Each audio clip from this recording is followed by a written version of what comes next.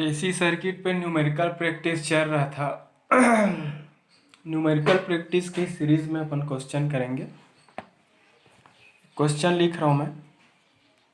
ये आपका सब्जेक्ट ऐसा है कि 50% थ्योरी 50% न्यूमेरिकल, या फिर 70% न्यूमेरिकल 30% थ्योरी आएंगे, इस टाइप का है। मतलब आपको न्यूमेरिकल बनाने के लिए थ्योरी भी पढ़ना ज़रूरी है। ठीक है, तो दोनों पोर्शन इंपॉर्टेंट है, सीरियसली पढ़ाई करेंगे। ठीक है, अपने तरफ से मैं जितना पॉसिबिलिटी हो रहा है मैं पूरा कर रहा हूँ हर चीज़। क्वेश्चन है an EMF represented by E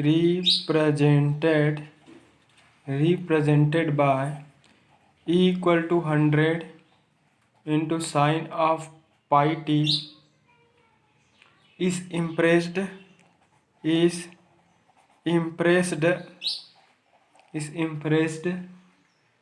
across a circuit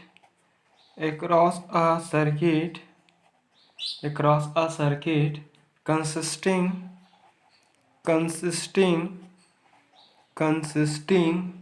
of 40 ohm resistor in series with a 40 microfarad capacitor and a 0.25 Henry inductor. Question वाला एक ईएमएफ का वोल्टेज इक्वेशन दिया है, E equal to 100 into sine of 100 pi T. ये आपका equation दिया है। ये आपका अप्लाइड वोल्टेज का साइनोसाइडल अप्लाइड एसी वोल्टेज का एक्सप्रेशन दिया है। उन्होंने ये बोला कि इस पर्टिकुलर वोल्टेज को एक 40 ओम का रजिस्टर, एक 40 माइक्रोफैराड का कैपेसिटर और 0.2 हेनरी का जो इंडक्टर है वो सीरीज फॉर्म में कनेक्टेड है। इन तीनों के सीरीज कॉम्बिनेशन के अक्रॉस इस वोल्टेज को क्या किया गया है, अप्लाई किया गया। सो डिटरमाइन निकालिए फर्स्ट द आरएमएस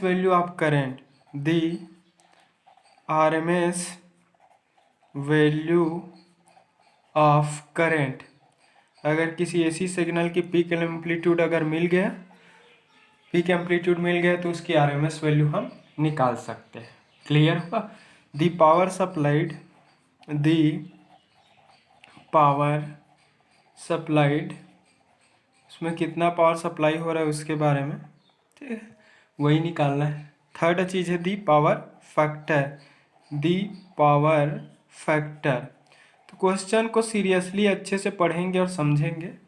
क्वेश्चन दिया है, उसको पढ़ने से ये समझ में आ गया कि ये सीरीज आरएलसी सर्किट है और इस सीरीज आरएलसी सर्किट में एक रजिस्टर यूज हुआ है, वो 40 ओम का रजिस्टर है। एक कैपेसिटर यूज हुआ है, वो 40 माइक्रोफैराड का कैपेसिटर है। और एक इंडक्टर यूज हुआ है, वो 0.25 हेनरी का इंडक्टर है। ये तीनों सीरीज ऑर्डर में कनेक्टेड है और तीनों के सीरीज कॉम्बिनेशन के क्रॉस एक एक्सटर्नल एसी वोल्टेज अप्लाई किया है, जिसकी वोल्टेज इक्वेशन है वो दिया गया। तो चलो पहले लिख देते हैं क्या क्या पैरामीटर दिया गया है। गिवन पैरामीटर्स, ठीक है, क्या क्या पैरामीटर्स दिए हैं उस सारे को पूरा लिख लेते हैं। रेजिस्टेंस ऑफ सर्किट, रेजिस्टेंस हम आर से रिप्रेजेंट करते हैं। क्वेश्चन वाले ने रेजिस्टेंस की वैल्यू को 40 ओम दिया है, ठीक है। कैपेसिटर उस यूज्ड कैपेसिटर की कैपेसिटेंस C इक्वल टू दिया है 40 माइक्रोफैराड। माइक्रो का मतलब 10⁻⁻⁶ और फैराड हमेशा एसआई यूनिट में ही रखेंगे। इंडक्टेंस सर्किट में यूज्ड इंडक्टर की इंडक्टेंस है, इसकी इंडक्टेंस को L से शो करेंगे। ये कितना दिया है 0.25 हेनरी। तो ये सर्किट में यूज्ड इंडक्टर की इंडक्टेंस है 0.25 हेनरी, ठीक है। Determine the RMS value of the current, ठीक है, RMS value of the current निकालना है, ठीक है। पहला डिटरमाइन द और एक और चीज़ दी है voltage equation EMF. EMF E equal to 100 into sine of 100 pi T. ये आपका अप्लाइड वोल्टेज का इक्वेशन है। अगर इस अप्लाइड वोल्टेज को अगर मैं स्टैंडर्ड इक्वेशन वोल्टेज इक्वेशन से अगर कंपैरिजन करूं तो voltage equation V M into sine of क्या होता है ओमेगा टी होता है। अगर इस standard voltage equation applied AC voltage equation से अगर ऊपर वाले इक्वेशन को वो करूँ तो फ्रॉम इक्वेशन से वी एम अप्लाइड वोल्टेज की मैक्सिमम एम्पलीट्यूड कितना है 100 वोल्ट। वी एम है वो 100 वोल्ट का मिल रहा है, ठीक है, जो कि पीक वैल्यू है। और ओमेगा ओमेगा के जगह में क्या दिया है यहाँ पर पाई दिया है। ओमेगा की जगह में कितना दिया है 100 पाई, तो ये हो गया 100। और ओमेगा की यूनिट क्या होता है रेडियन पर सेकेंड होता है। तो ये ओमेगा की वैल्यू, क्योंकि हमें आगे ओमेगा की वैल्यू की ज़रूरत पड़ेगी, इस कारण हमने इस इक्वेशन से पीक एम्पलीट्यूड और उसकी क्या निकाल दिया है यहाँ पर वो निकाल लिए हैं, ठीक है। ठीक, तो अगर आप चाहते हैं तो यहाँ से हम Z की वैल्यू निकालेंगे। Z impedance series RLC circuit में Z इम्पिडेंस की वैल्यू क्या होता है from series RLC circuit we know that the impedance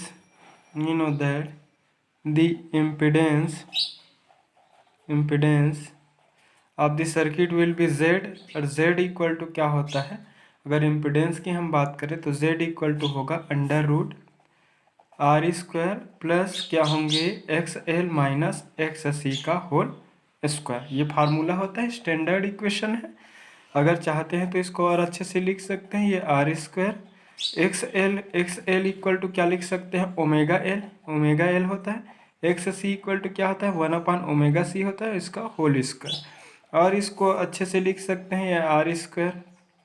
omega का मतलब क्या होता है 2πf इंटू एल हो जाएगा। 1/ओमेगा का मतलब फिर क्या होता है 2πf इंटू C और पूरे का स्क्वायर होगा। ये आपका क्या है Z है। क्लियर हुआ। तो ये आपका क्या है इंडक्टेंस है, ये आपका क्या है कैपेसिटेंस। अब हर एक पैरामीटर दिया गया है, ठीक है। अरे सॉरी, इतना तक नहीं जाना था क्योंकि क्वेश्चन वाले ऑलरेडी ओमेगा की वैल्यू दिया है, तो यहाँ तक जाने का ज़रूरत नहीं है। अब इस इम्पिडेंस जेड वाले में हम सीधा रख देते हैं ओमेगा और एल की वैल्यू को। आर की वैल्यू कितना दिया है 40 ओम, तो 40 का होल स्क्वायर, ठीक है। ओमेगा की वैल्यू कितना दिया है यहाँ पर 100 इंटू क्या है पाई है, 100 पाई है इंटू एल की वैल्यू कितना है 0.25 है माइनस 1/2 पाई। टू पाई नहीं, ओमेगा की वैल्यू 100 पाई और इंटू सी की वैल्यू कितना है 40 माइक्रोफैरड, तो 40 इंटू 10⁻⁻⁶ ये ऐसा हो जाएगा और ये पूरे का होल स्क्वायर, ठीक है। कैलकुलेटर से अगर हम इसको पुट कर देते हैं, कैलकुलेटर से पुट करके हम अगर इसका वैल्यू निकालेंगे, चलो निकाल लेते हैं। इसकी वैल्यू अगर हम निकालते हैं तो 100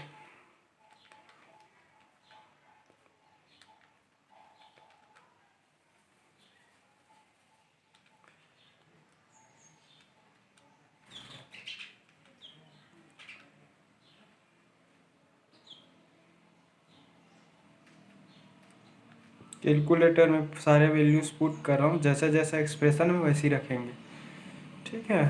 तो ये सब लिखते जाएंगे।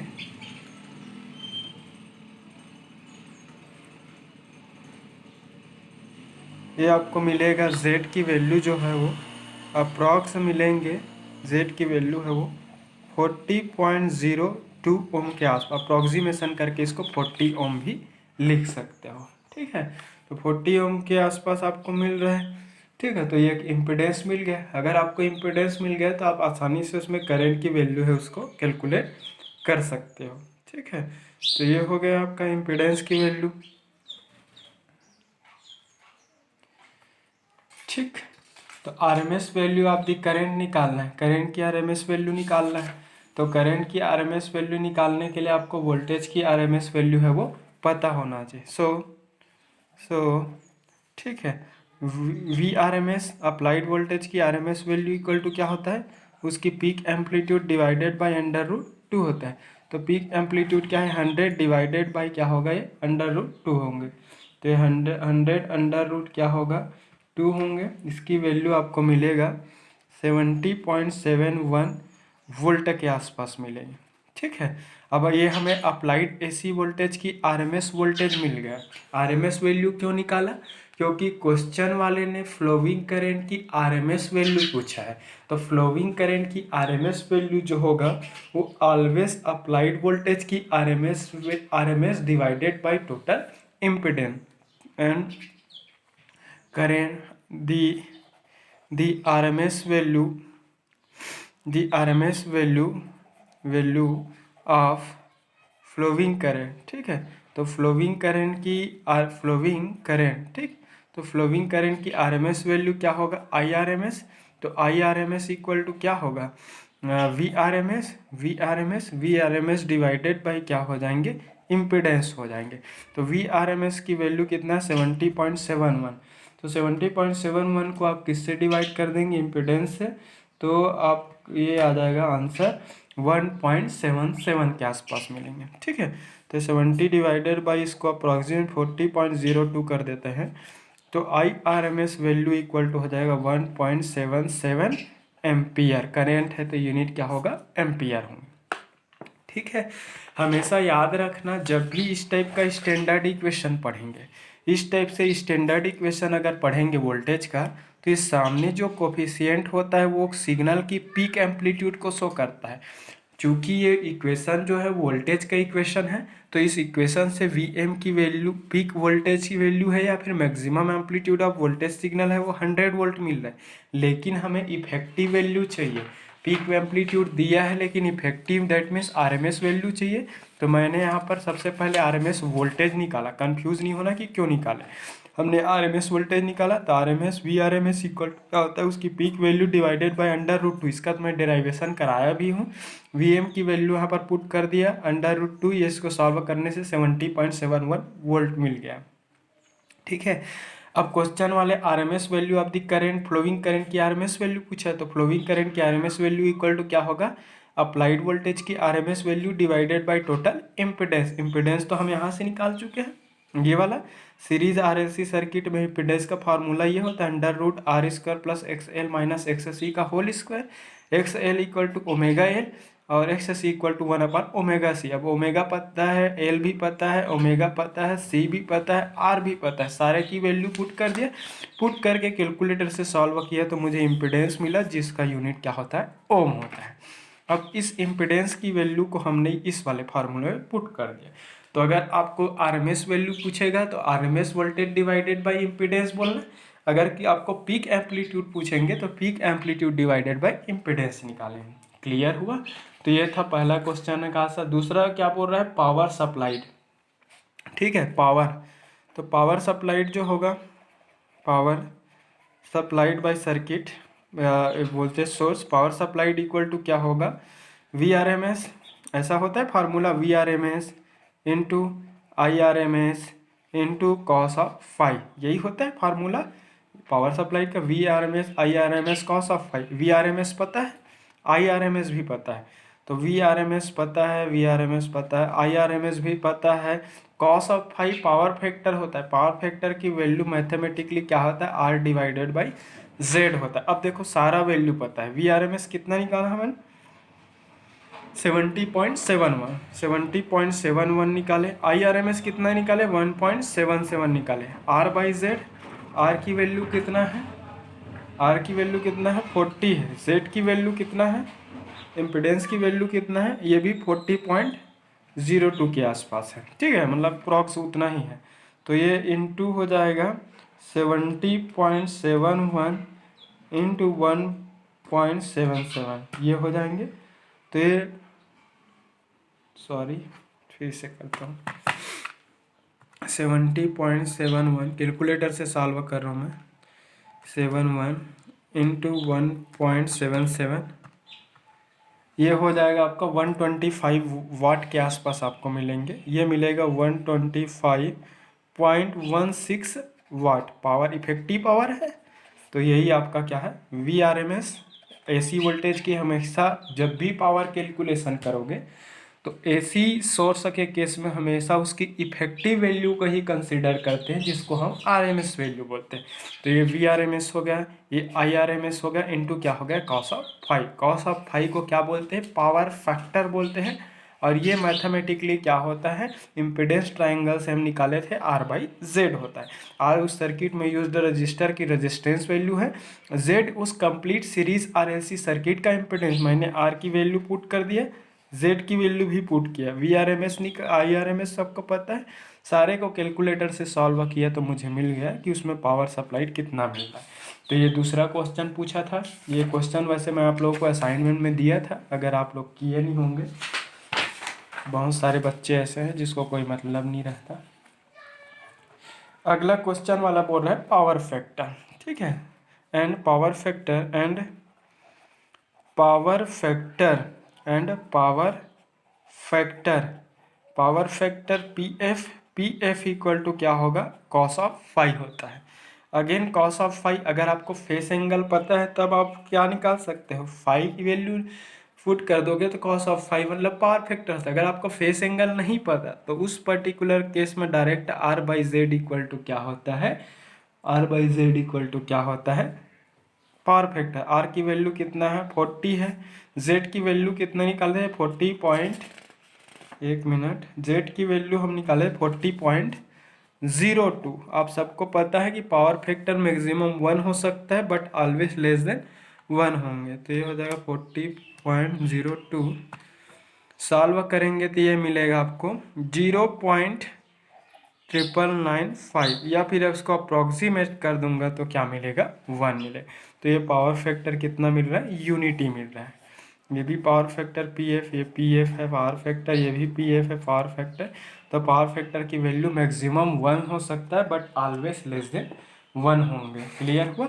तो ये अप्रॉक्स 1 के आसपास मिल रहा है आपको। तो ये था असाइनमेंट का क्वेश्चन, ठीक है। मैं अगर आपको सीरीज RLC का दिया है तो सारा फार्मूला आप लोग सीरीज RLC का ही यूज़ करेंगे, ठीक है। बेसिक फार्मूला I=V/Z तो सबके लिए यूज होगा। अब Z की वैल्यू डिपेंड करता है, अगर RL सर्किट है तो Z अलग होगा, अगर RC सर्किट है तो Z अलग होंगे, अगर RLC सर्किट है तो Z अलग होंगे। तो दिए गए सर्किट के अकॉर्डिंगली आपको इम्पीडेंस की कैलकुलेशन करना है। नेक्स्ट क्वेश्चन है, मैं नेक्स्ट क्वेश्चन ले रहा हूँ, question number 2। Series circuit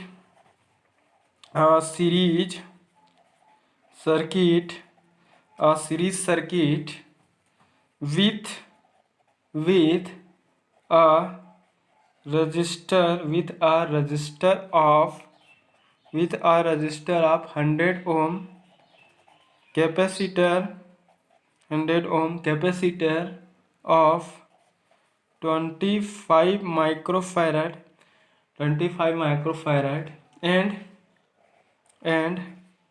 inductance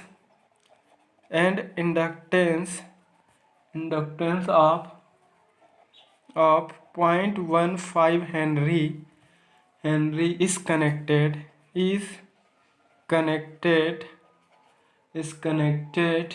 across 220 volt 60 hertz supply calculate, ठीक है। क्वेश्चन वाला यहाँ पर बोल रहा है कि एक सीरीज सर्किट है जिसमें एक रजिस्टर यूज हुआ है 100 ओम का है, कैपेसिटर यूज हुआ है 25 माइक्रोफैराड का है, इंडक्टेंस यूज हुआ है 0.15 हेनरी का है। रजिस्टर, इंडक्टर और कैपेसिटर तीनों आपस में किस फॉर्म में कनेक्टेड है, सीरीज फॉर्म में। वो तीनों के सीरीज कॉम्बिनेशन के अक्रॉस एक वोल्टेज अप्लाई किया है 220 वोल्ट और जिसकी फ्रीक्वेंसी क्या है 60 हर्ट्ज का है। कैलकुलेट करना है फर्स्ट करेंट। पहला बोल रहा है क्वेश्चन वाला कि उस पर्टिकुलर सीरीज सर्किट में करंट क्या होगा वो निकालो। सेकंड क्वेश्चन दिया है इसी के अंतर्गत पावर नहीं है, पावर बोला है मतलब कुछ सिंपल पावर बोल देंगे तो आपको एक्टिव पावर ही निकालना है, ठीक है। जो कोई भी सर्किट के रजिस्टर पे डिसिपेट होता है वही power, active power. Power factor in the circuit, power factor in the circuit, in the circuit. ये तो इसमें क्वेश्चन जो है वो कोई घुमावदार नहीं रहेगा, सारे क्वेश्चन है वो फार्मूला पे बेस्ड ही रहेंगे। अगर आपको फार्मूला पता है, 2-4 क्वेश्चन अगर सॉल्व किए हो तो आसानी से निकल जाएगा। इसमें और कोई कॉम्प्लेक्स क्वेश्चन नहीं, या तो वोल्टेज का इक्वेशन दे देगा या फिर थ्योरेटिकली क्वेश्चन वाला लिख देगा। दो ही वैरायटी का क्वेश्चन हो सकता है, या तो वोल्टेज इक्वेशन लिख कर पूछ देगा या फिर सीधा सीधा वोल्टेज की वैल्यू बता देगा। इसके सिवाय इसमें और कोई वैरायटी है ही नहीं। फिर भी मैं अपने तरफ से 5-10 क्वेश्चन करा लेता हूँ, क्वेश्चन का पैटर्न वही रहेगा, इसमें कोई खास चेंजेस नहीं मिलेंगे आपको। ठीक है। सो गिवन पैरामीटर दिए गए पैरामीटर्स क्या क्या है, ठीक है, क्या क्या पैरामीटर दिए हैं। रजिस्टर की रेजिस्टेंस वैल्यू जो है वो resistance value R equal to कितना है, 100 ओम, 100 ओम का रजिस्टर। कैपेसिटेंस, ठीक है,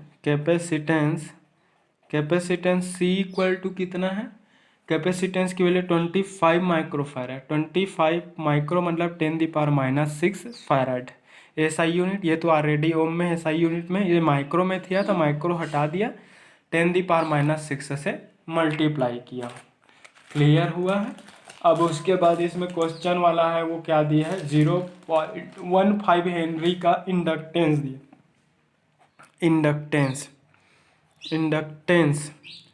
इंडक्टेंस एल इक्वल टू क्या है,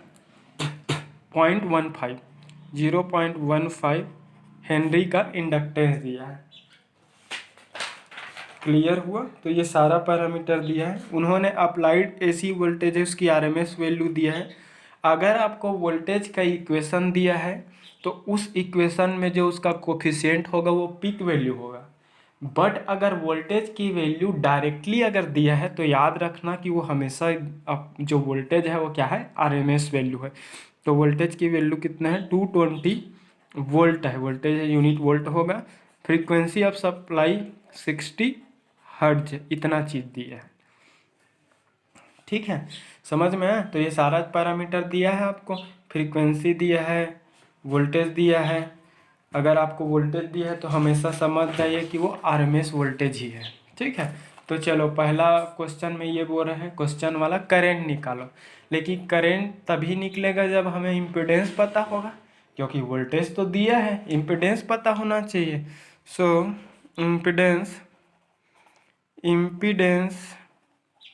impedance of series RLC circuit, उस सीरीज आरएलसी सर्किट का impedance of series RLC circuit Z equal to क्या होता है, फार्मूला। सीरीज आरएलसी है तो सीरीज आरएलसी का ही फार्मूला यूज़ करना, R² प्लस XL माइनस क्या होता है, XC का होल स्क्वायर। ठीक है, क्लियर हुआ। ये R², XL इक्वल टू क्या होता है, omega L minus 1/XC equal to क्या होता है, ओमेगा C का होल स्क्वायर हो जाएंगे। क्लियर हुआ। इसको एक्सपांसन कर रहा हूँ, डिटेल में लिख रहा हूँ, R²। अब ओमेगा L का मतलब क्या होता है, 2πf इंटू एल। ओमेगा का मतलब यहाँ पर क्या होता है, 2πf इंटू C का होल स्क्वायर। ये मैंने एक्सपांड कर दिया। या तो इस फार्मूले को यूज़ करोगे तो आपको XL निकालना पड़ेगा, ठीक है, XC निकालना पड़ेगा। XL XC अलग अलग नहीं निकालना है तो XL equal to omega L लिख लेना, XC इक्वल टू 1/ओमेगा C लिख देना। फिर से ओमेगा एंगुलर फ्रीक्वेंसी को आप 2πf से रिप्लेस कर देना, ओमेगा C को अगेन 2πf से रिप्लेस कर देना। ठीक है। अब यहाँ पर F भी पता है, L भी पता है, C भी पता है, R भी पता है। हर एक की वैल्यू आप सबको पता है, सारे पैरामीटर्स की वैल्यू यहाँ पर रख डालो तो आपको मिल जाए। R क्वेश्चन वाले में कितना दिया है, 100 ओम का रजिस्टर है, 100 को रख दिया R के जगह में, 2π है। F 60 हर्ट्ज का दिया है। L की वैल्यू कितना दिया क्वेश्चन वाला, इसमें L की वैल्यू दिया है 0.15 दिया है, -1/2π एफ की वैल्यू 60 है। सी की वैल्यू कितना दिया है क्वेश्चन वाले इसमें? सी की वैल्यू 25 माइक्रो फैराड दिया है। तो 25 माइक्रो का मतलब होता है 10⁻⁻6 और ये हो जाएगा होल स्क्वायर। ये इम्पिडेंस हो गया। कैलकुलेटर से इसकी वैल्यू सॉल्व कर लेते हैं। जब तक इम्पिडेंस नहीं मिलेगा हम करंट नहीं निकाल सकते। ठीक है, तो 100 का स्क्वायर 10,000 हो जाएगा। फिर आपका 2 पाई इंटू 60 इंटू 0.15 माइनस 1/2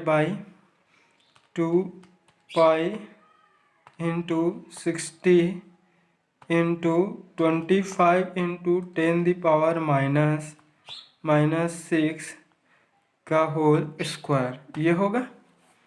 ठीक है, ये इम्पिडेंस मिल जाएंगे आपको। उस सीरीज आरएलसी सर्किट का इम्पिडेंस Z इक्वल टू कितना मिलेगा? 111.64 ओम, 111.64 ओम के आसपास आपको मिलेंगे। उस पर्टिकुलर सीरीज आरएलसी सर्किट के द्वारा उसमें फ्लो होने वाले करंट में जो अपोजिशन की प्रॉपर्टी शो होता है वो अपोजिशन की प्रॉपर्टी इस जेड के द्वारा। ठीक है, अब हमें तो इम्पिडेंस नहीं पूछा था कि करंट पूछा है। करंट पूछा है, लेकिन करंट तभी निकलेगा जब हमें इम्पिडेंस पता हो। करंट थ्रू सर्किट, इस सर्किट के थ्रू करंट जो होगा, करंट थ्रू सर्किट के थ्रू करंट जो होंगे आई इक्वल टू क्या होता है? V/Z होता है।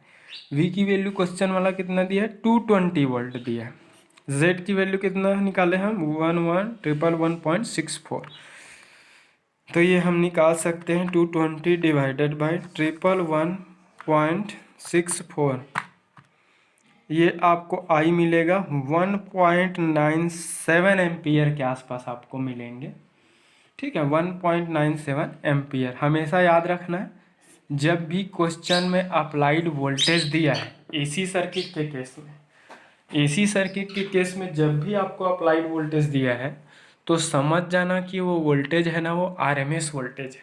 और किसी भी एसी सर्किट में फ्लोइंग जो करंट होता है अप्लाइड वोल्टेज की RMS value divided bye impedance होता है। कभी अगर उस एसी सिग्नल की अगर आपको पीक एम्पलीट्यूड पूछे तो पीक एम्पलीट्यूड से आप पहले आरएमएस वोल्टेज निकालना, फिर आप इसको इस फॉर्मूले में रखना। तो यहाँ पर वी जो है एक्चुअल में क्या है? RMS value of applied AC voltage है। ये निकल गया। सेकेंड पॉइंट इसी में क्या पूछा है? पावर पूछा है। ठीक है, पावर, ये फर्स्ट पॉइंट हो गया। Second point, power in AC circuit, power in RLC circuit, series RLC circuit है क्योंकि तीनों सीरीज फॉर्म में कनेक्टेड है। तो पावर को अगर P से शो करना है कर सकते हो। पावर P इक्वल टू क्या होता है? V इंटू आई। जब भी कैपिटल V और कैपिटल I बस लिखोगे ना, तो इसका मतलब उस एसी सर्किट में अप्लाइड वोल्टेज की आरएमएस वैल्यू और उस अप्लाइड एसी वोल्टेज के कारण उसमें फ्लो होने वाले करंट के भी आरएमएस वैल्यू। अगर आपको पीक लिखा रहेगा तो बिल्कुल यहाँ पर VM लिखेंगे, यहाँ पर IM लिखेंगे, कंफ्यूज नहीं होना है। VI है मतलब ये आरएमएस वोल्टेज है, इनटू क्या होता है? Cos of phi. अगर कुछ भी मेंशन नहीं किया है, एक्टिव पावर की रिएक्टिव पावर कुछ भी अगर मेंशन नहीं किया है तो उस पर्टिकुलर केस में आपको हमेशा एक्टिव पावर ही कैलकुलेट करना है। V into I cos of five power factor है। कॉस ऑफ 5 का पावर फैक्टर का मैथमेटिकल एक्सप्रेशन क्या होता है? R/Z। अब हर एक वैल्यू पता है। देखो, करंट का आरएमएस वैल्यू मिल गया, वोल्टेज का आरएमएस वैल्यू क्वेश्चन वाला दिया है, R पता है, Z हमने निकाला, V 220 वोल्ट दिया है, I का वैल्यू 1.97 हमने कैलकुलेट किए, R की वैल्यू कितना है? 100 ओम है, डिवाइडेड बाय Z की वैल्यू कितना निकला? 111.64 मिला। तो इसकी हम निकाल सकते हैं। ठीक है, अब ये निकालेंगे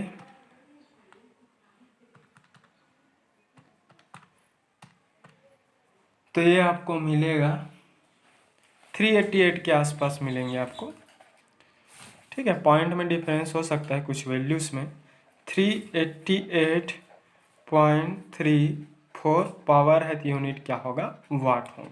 ठीक है, जब भी आपको एक्टिव रिएक्टिव ऐसा पावर जैसा क्वेश्चन में मेंशन नहीं किया रहेगा तो उस पर्टिकुलर केस में आपको power always active power calculate करना है। एक्टिव पावर इक्वल टू क्या होता है, RMS voltage into RMS current into power factor of this circuit. तो पावर फैक्टर निकालना है, तो इस सर्किट का power factor equal to R by Z होता है। अब आर नोन है, जेड नोन है, आई हमने कैलकुलेट किया, वी क्वेश्चन वाले ने दिया है, सारे वैल्यूज को पुटअप किया तो हमें मिल गया है कि उस पर्टिकुलर सर्किट में जो पावर जो हो रहा है वो 388.34 वाट के आसपास आपको मिल रहा है। ठीक है, नेक्स्ट पॉइंट है power factor in this circuit. इस पर्टिकुलर सीरीज आरएलसी सर्किट में पावर फैक्टर क्या होगा। पावर फैक्टर एक डायमेंशनलेस पैरामीटर होता है। ठीक है, तो पावर फैक्टर जो होंगे इस सर्किट में, power factor of circuit 3rd number का पॉइंट है, तीसरा क्वेश्चन है। Power factor of the circuit, power factor of the circuit, उस सर्किट की पावर फैक्टर को पी एफ से शो करते हैं। P F equal to cosine of angle between applied voltage and flowing current. ठीक है, तो कॉस ऑफ फाई की वैल्यू यहाँ पर हमने कैलकुलेट नहीं किया है, तो सीधा cos of phi equal to एक और फार्मूला होता है, ratio of resistance to total impedance, ऐसा होता है पावर फैक्टर। अब आर की वैल्यू गिवन है, ये 100 ओम है।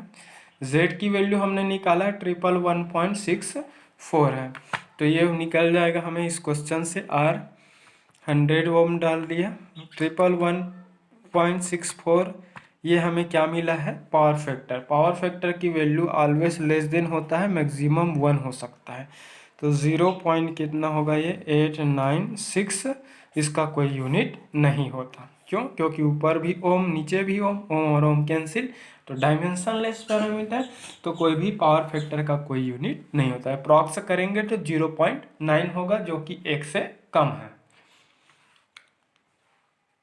ठीक है, अगला है, एक और क्वेश्चन कर लेते हैं। चलो आज 2 वीडियो लूँगा मैं, कल शायद नहीं ले पाऊँगा।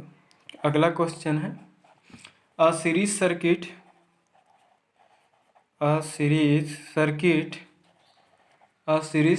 with R equal to 10 ohm, L equal to 50 milli henry, small m मतलब मिली होता है, and C equal to 100 microfarad is supplied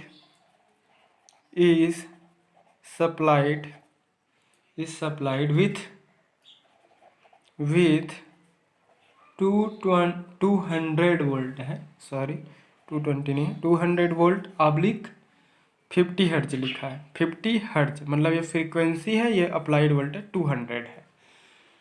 find, ठीक है, फर्स्ट पॉइंट दिया है क्वेश्चन वाला, इम्पिडेंस, किसका इम्पिडेंस होगा, उस complete series RLC circuit. RLC कैसे पता चला, क्योंकि आर का वैल्यू दिया है, एल का वैल्यू दिया है और सी का वैल्यू दिया है।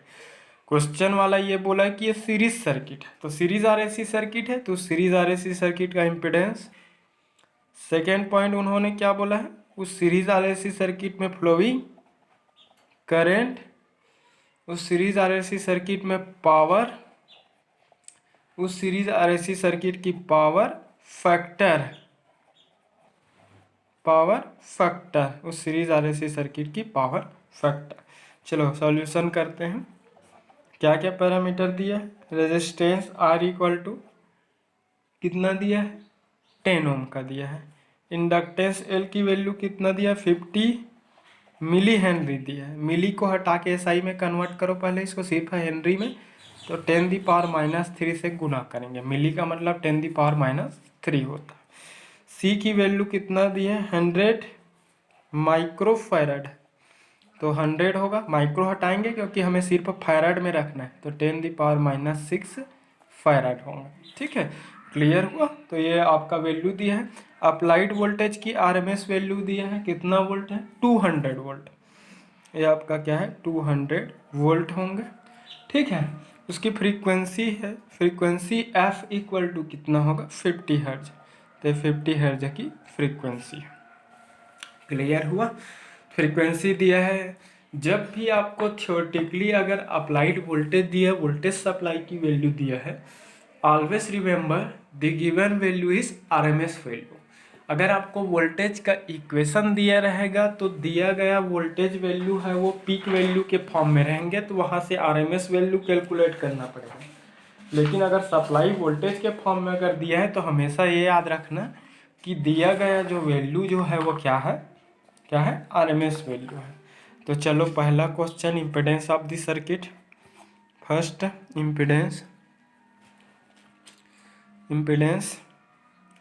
इम्पीडेंस ऑफ सर्किट, सर्किट का इम्पीडेंस उस सीरीज आरएलसी है, क्वेश्चन वाला मेंशन किया कि सीरीज में, तो इसका फार्मूला क्या होता है, √R² plus XL minus XC का होल स्क्वायर। इसका डेरिवेशन हम देखे हैं पिछले क्लास में, अगर आप मेरा पिछला वीडियो देखे होंगे तो आपको क्लियर ही होगा।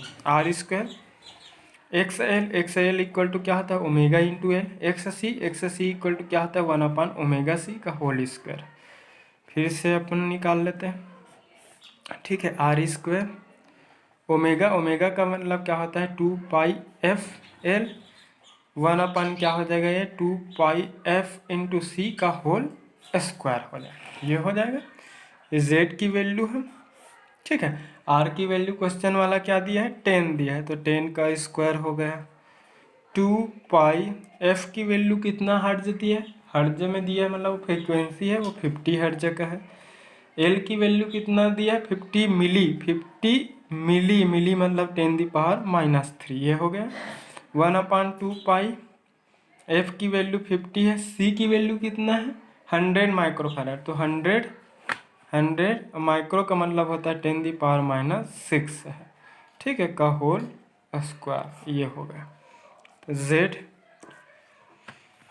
ठीक है, ये सारे वैल्यू को कैलकुलेटर में हमने पुट कर दिया है। सॉल्व करते हैं इसका, 100 प्लस ये हो जाएगा 2 × 3.14 into (10⁻³ minus 1/2 × 3.14 into 100 into 10⁻⁻6 into 50 हो जाएगा, का होल स्क्वायर है।